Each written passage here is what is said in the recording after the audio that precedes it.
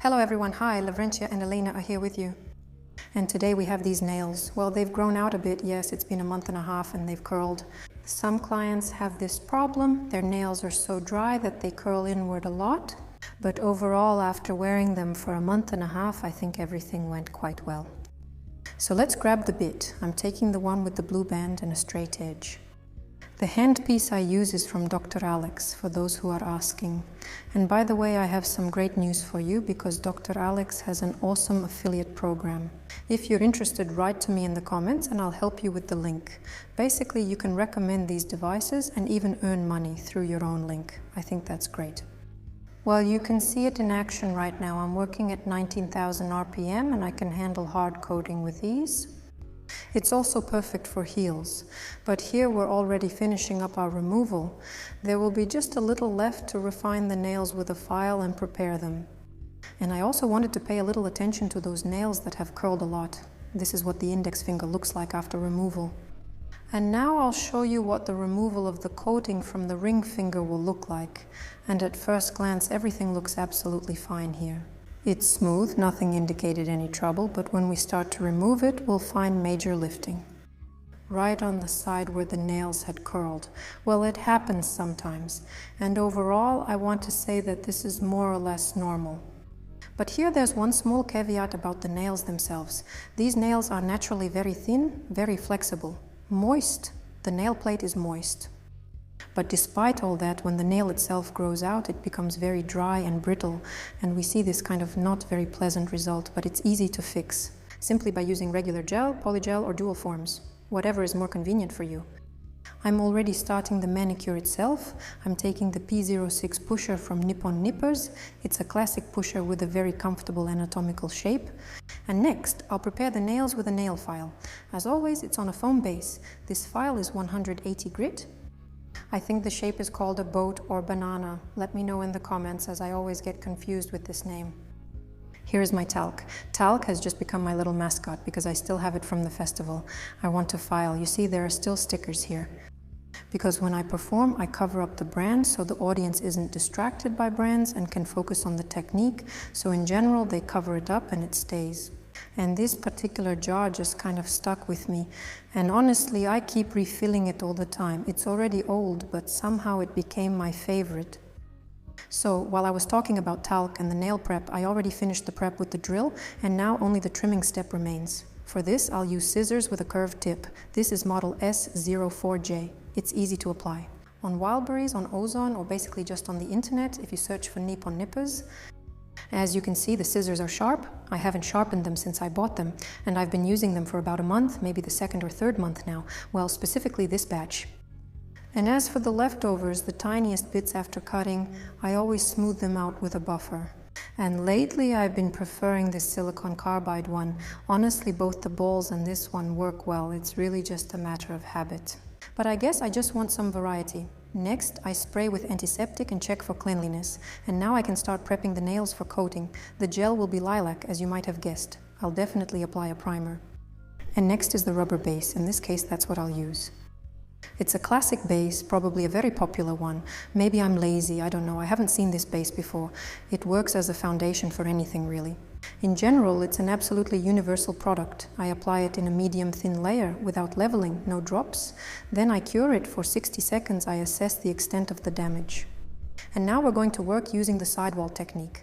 For this, we pick up some gel on a thin brush like this, making sure the whole brush is covered. Then we simply draw a line on the side.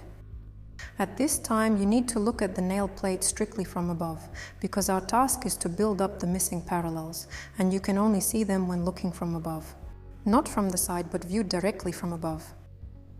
I think I've said the word from above enough times for it to be clear by now. Remember this so it's understandable. The method is quite simple. This is how we create the edge. This is how we build up the wall, and we also do a slight lift of the growing nail. Overall, it's universal, convenient, fast, and very simple, and it doesn't require any skills at all. I know someone will comment now, oh, it would have been easier with a dual form. Yes, you can use a dual form, but for those who don't know how to use dual forms, this option might be easier and faster. And if you use a gel that really levels out well, comfortably and quickly, then you won't have any problems with this at all. And the shade, in my opinion, is absolutely wonderful, very beautiful and pleasant. And just to give you a heads up, we're going to do a design and we're planning to make daisies. It's already August and we still haven't drawn any daisies. I pinch the gel as soon as it feels warm. When the client mentions warmth in the lamp, that's the ideal moment to pinch. This is what our results look like, and now we use a cleanser to remove the sticky layer. This is absolutely necessary. I always remove the sticky layer from the gel because filing is coming next. And now pay attention, I'm showing how I place the file parallel to the nail to even out the sidewall. First, I even out the left side wall, or the right one, depending on whose perspective you're looking from. From my side it's the right, but from the client's side it's probably more the left. Next, I place the file parallel on the other side as well. The main thing is to make sure it doesn't wobble or get loose. This way we get 2 even sidewalls. Look, take a look. The nail turned out nice and slender. Next, we need to adjust the length along the free edge. We might need to correct it. If you left some extra length, I left a little bit too. And we also go over the top to remove any excess bumpiness of the nail that might have formed during the gel application.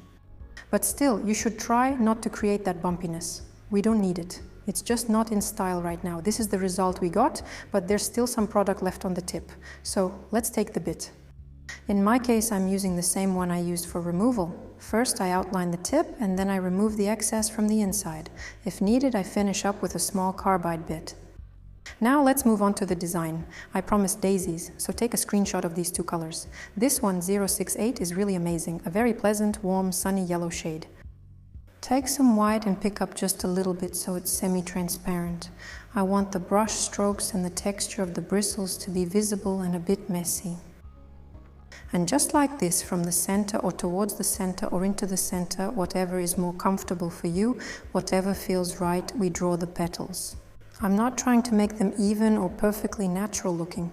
My goal is to create a casual light drawing that is done very quickly and easily, but looks extremely romantic. On different nails, I'll draw daisies of completely different sizes. Some will be small, some will be big, like here on the ring finger, as you can see, and on the pinky. A couple of petals fell off because I thought it would make the design look more airy and natural. The colors are cured separately, white and yellow, and after that you can move on to applying the top coat. Here I have Emin's anti-vandal top coat with a clear brush, which is also quick and easy to apply. I don't even know what to comment on here. Just 1, 2, 3 and everything is absolutely ready. I don't level the nails with the top coat, I just apply a reasonable layer. Not thick, not thin, just normal. And at the end I do something that many people don't show. I turn the square into a soft square, a proper wearable one that you can actually wear without hurting anyone. This is how the sharp one looks on the ring finger, and this is how the soft one looks on the index finger. Let me know in the comments if you do the same thing with your clients. First, they file the nails into squares and then they start smoothing them out because she touched it and said, "Oh no, how am I supposed to wear this? I have kids, a husband, husbands, and so on."